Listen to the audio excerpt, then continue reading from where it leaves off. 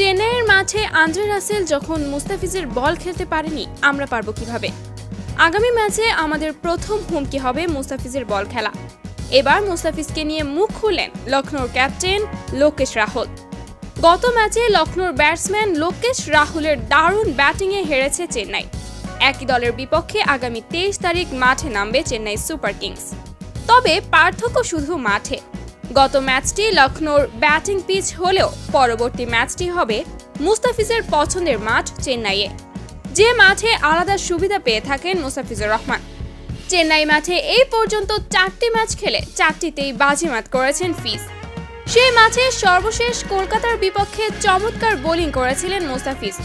Death ওভারে Andre রাসেলের মতো হার্ড হিটারকে পাত্তাই দেয়নি ফিজ। রাসেলের বিপাকে দারুণ বোলিংয়ের পর মুস্তাফিজকে প্রশংসায় ভাসান ক্রিকেট বোদ্ধারা। তাই তো মুস্তাফিজকে নিয়ে মহা চিন্তায় লখনৌর ক্যাপ্টেন লোকেশ রাহুল। তিনি বলেন, চেন্নাই পিচে মুস্তাফিজ ভয়াবহ মারাত্মক বোলার। চেন্নাই পিচে প্রতিটি ম্যাচেই সে ভালো করেছে। এই পিচে তার পারফরমেন্স বলে দেয় আগামী ম্যাচে সে কতটা হুমকি আমাদের জন্য। সর্বশেষ ম্যাচে আন্দ্রে রাসেলকেও রুখে দিয়েছে মুস্তাফিজ। এমন একজন বিশ্বমানের হার্ড হিটারকে টানা ডট বল করে যাওয়া, তাও আবার ডেথ ওভারে, এটা সত্যি অবিশ্বাস্য।